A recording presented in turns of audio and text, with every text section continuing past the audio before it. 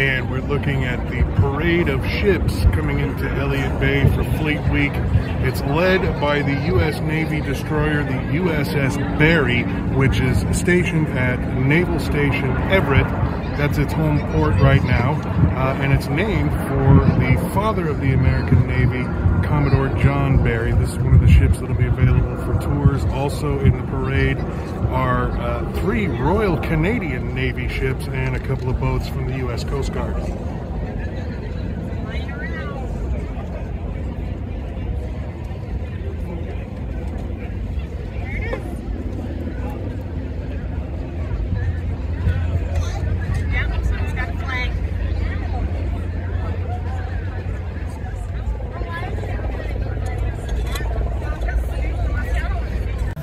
And this is U.S. Navy Admiral Mark Ciccato, who of course is here helping to lead Fleet Week. Admiral, you know, we had this same conversation last year because we both come out each year to enjoy these festivities for Seafair. But what does it mean to you and to the folks that serve under you to have such a warm greeting when they arrive? It means everything.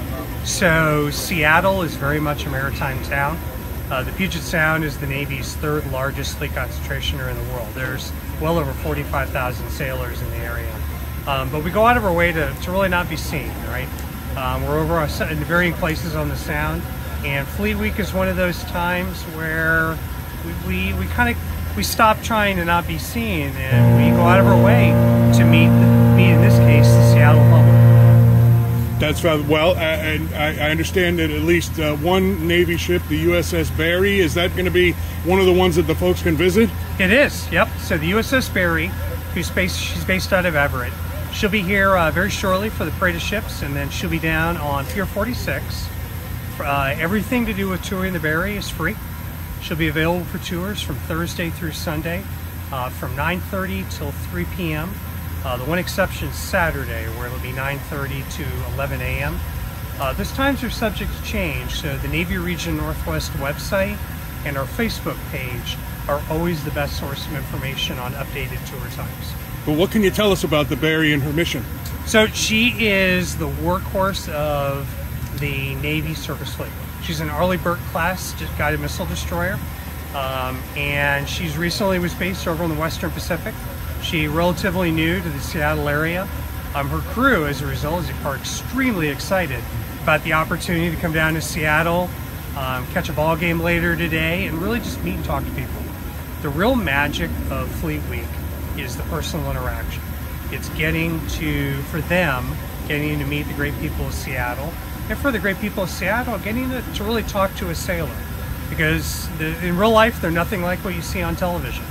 And you're going to find they're fantastic, they're interested in you, and they're eager to tell their stories.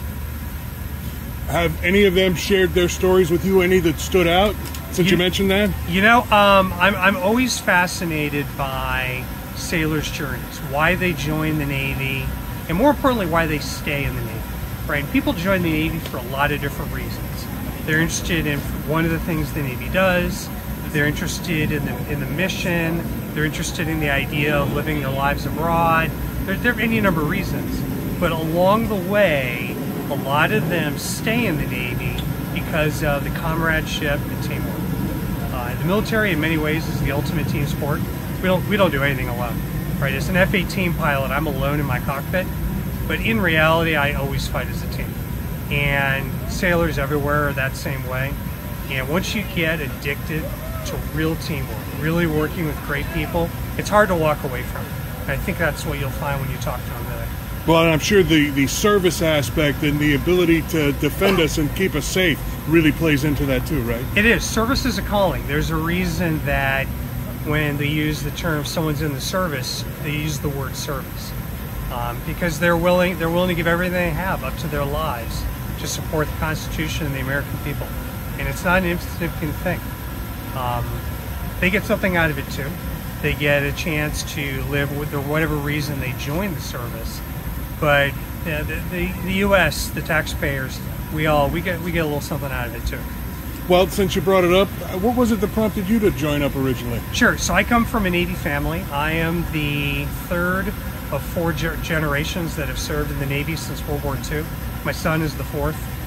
There's been a Staccato in uniform during and after World War II to now. And I joined to fly fighters off of aircraft carriers. And I've been fortunate. I've gotten to fly fighters for the vast majority of my career. And every day I thank the opportunity that I've been given by the Navy. But along the way, I learned that I really like working with teams on really complex problems. And that's why I'm still in it today. It's what keeps my head in the game and why I continue to do what I do. Is I like the people I work with, and I like that the problems we're working on, they're big, they're impactful, and they'll affect this region long after I'm gone. So now I have to ask too, did you have to give up flying to move up in the command ranks? I didn't actually have to give up flying, but I'm still able to fly. I'm still qualified. However, my current position, it would be inconvenient for me to fly. So, I don't. Understood. Well, other than Fleet Week, what's your favorite part of coming to Seafair? I like Seattle. I've lived all over the country. This is the 15th place as an adult I've lived, and I like the area. I like the tie to the tribal culture. I like the fact that everything about the Pacific Northwest, Jim Sound in particular, involves the outdoors, the water, the mountains, the forests. I like all of it. I've always wanted to live here, and I got my wish in a way that maybe I didn't expect, but I still got it nonetheless. U.S. Navy Admiral Mark Staccato, thank you, sir, and thank you for your service. You are welcome. These two facilities operate on smaller, reasonable,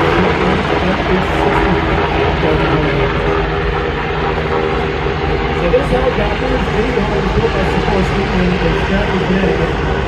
It is a similar airframe to the Black Hawk for those folks who are in the Army or the Marine Corps. You see all the Black Hawk helicopters also are. The J-1 is all on mission, multi-mission aircraft. 1947 horsepower engine made by General Electric. Has a maximum speed of 207 miles per hour and a range of 600 miles. While they normally operate the aircraft control units, they can deploy on several types of Coast Guard ships, including national security credits. The General Fuel System is refuel from the Coast Guard and Navy ships. And is also equipped with vehicle launch with a 200-foot rescue base and surface search waiting for the building. So I'm going to look at inside of whether they have communication capabilities, in addition to the critical knowledge and exactly the inside of the building.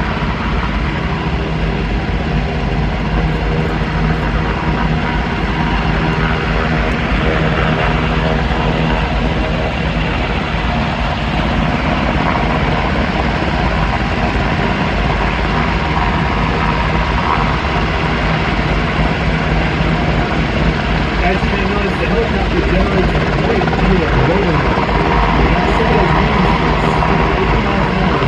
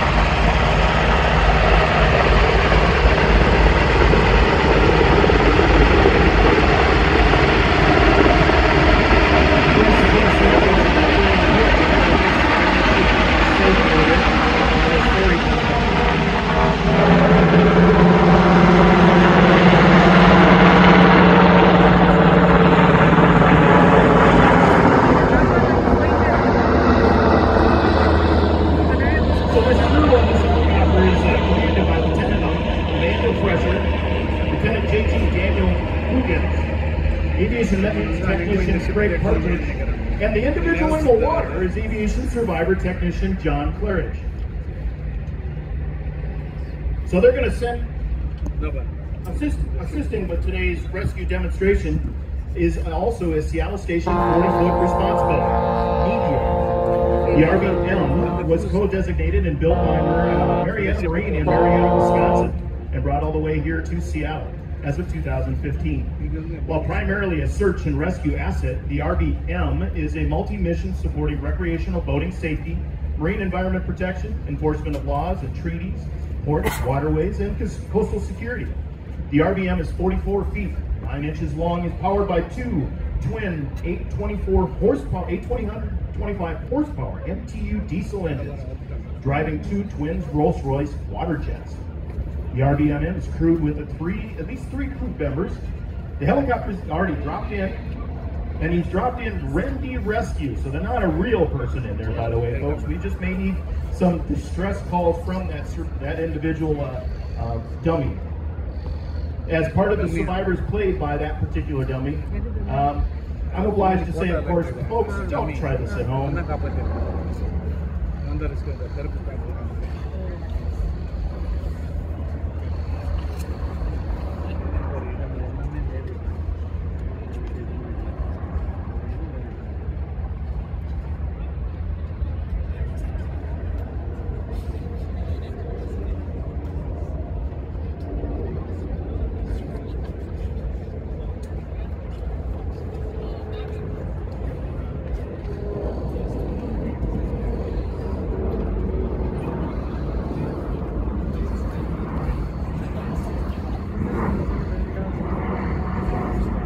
The helicopter now is going to move in for the hoist. They're actually going to secure rescue Randy. The Jayhawk's hoist is a hydraulically driven device capable of lifting up to 600 pounds. The system is equipped with 200 feet of steel braided cable and has a variable speed drive. So it can move up and down the hoist at speeds up to 250 feet per minute, as fast as it can. For this demonstration, our aircraft will utilize the rescue basket, capable of holding 600 pounds. The basket's in a versatile device that can be deployed to land, vessels in distress, and or to the water surface for buoyancy and assisted recovery.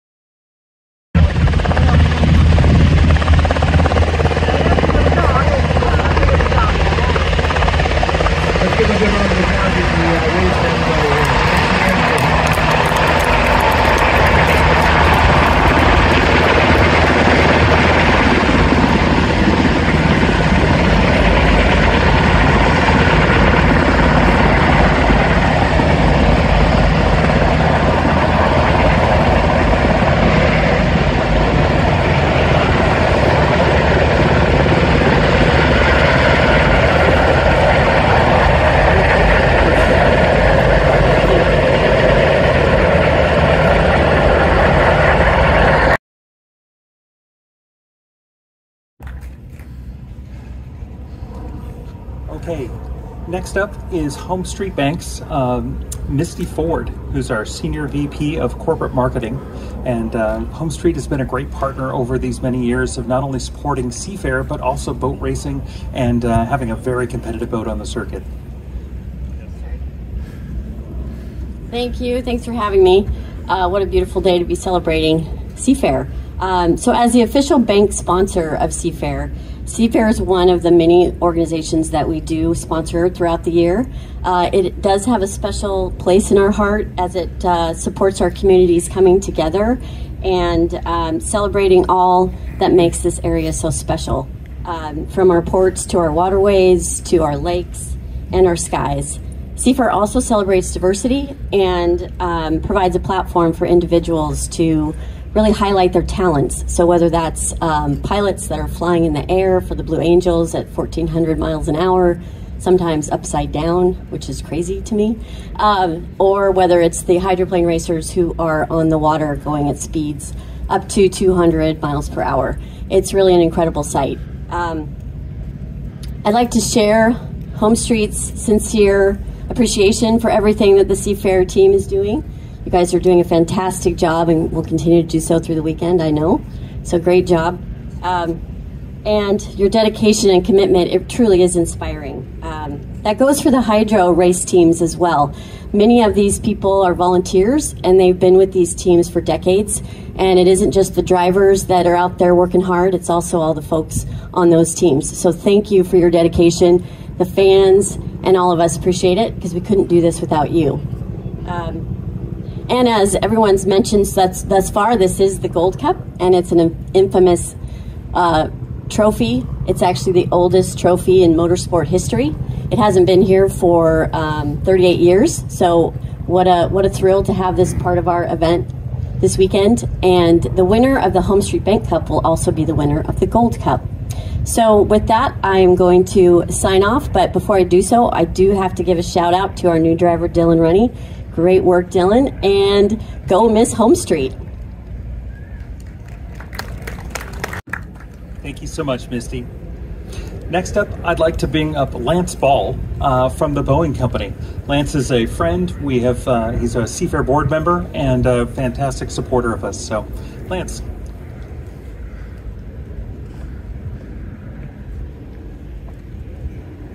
Thanks for that, Eric. Good afternoon. It's my great pleasure to be here to kick off Fleet Week and the Boeing Maritime Celebration. This celebration is in honor of the people who serve our great country. The military is deeply important to the Boeing Company.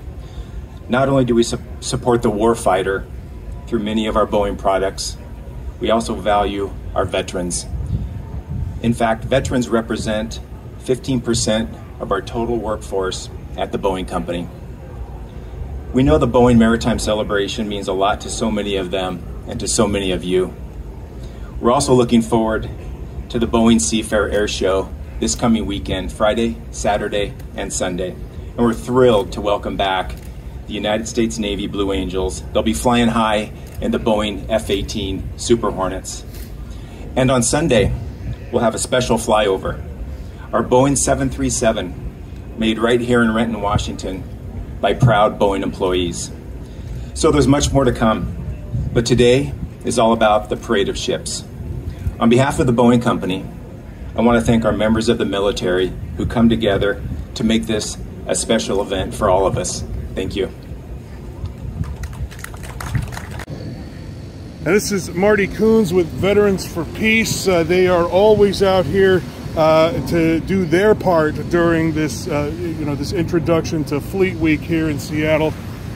Marty, I think the big question is, what is your message to folks? What brings you out here? What do you want them to know?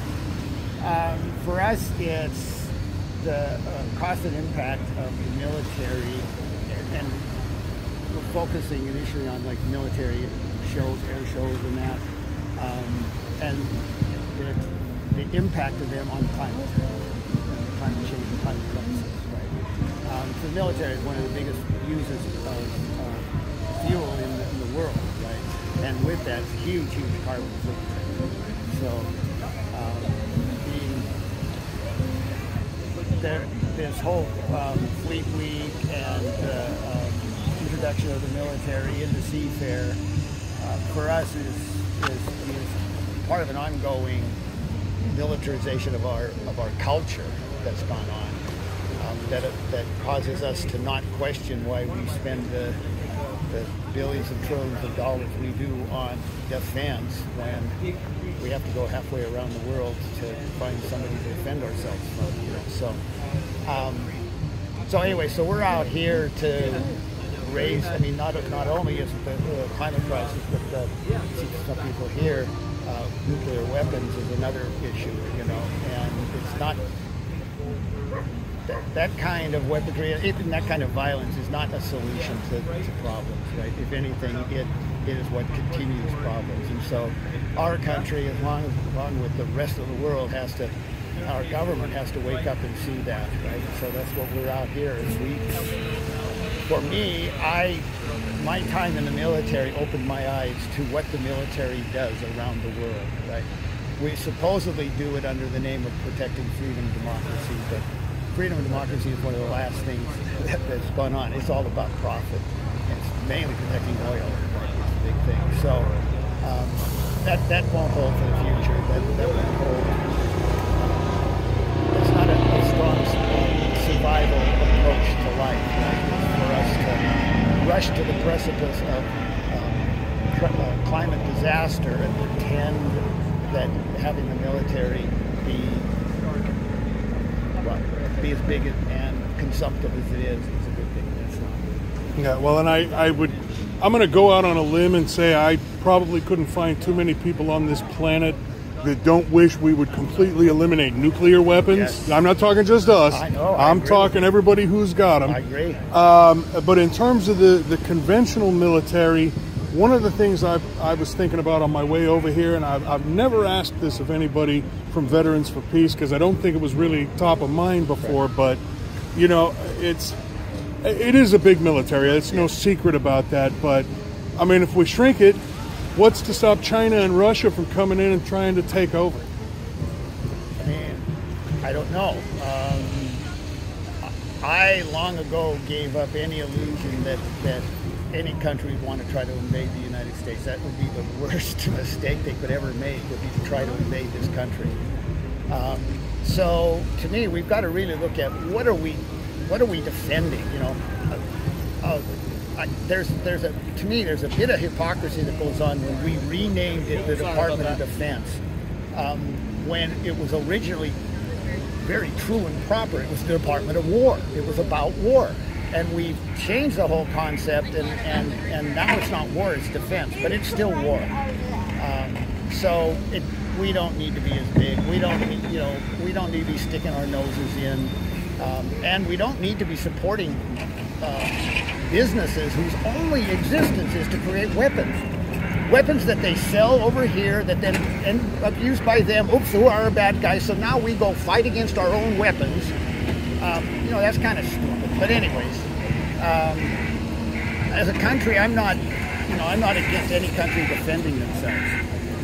I just don't think that this country needs to be spending what it's spending with the issues that we have within its borders, right? What the hell are we protecting that's so good that we're willing to spend billions and trillions of dollars on? We've got a decaying infrastructure that needs it. We've got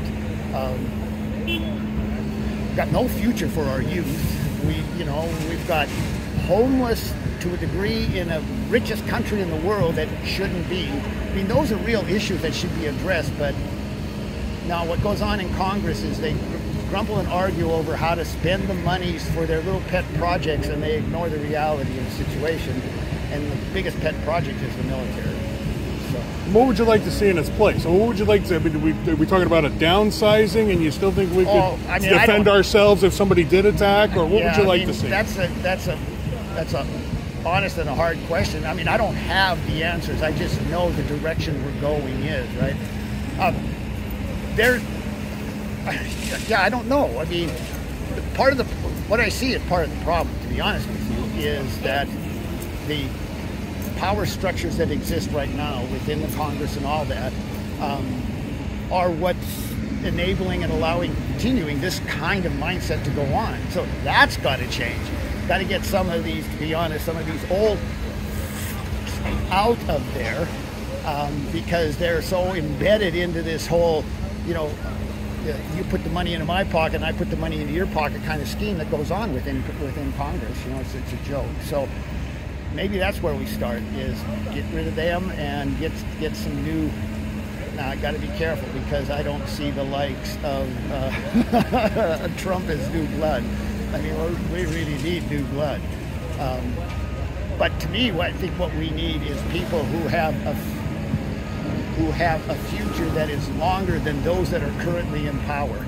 Because if you listen to our youth, they're the ones that are looking 60, 80 years down the road going, oh, fuck, what did you leave me with, right? And you got these old farts that maybe got 10 years left in their life that got a stranglehold on what the hell's going on. It's like, so.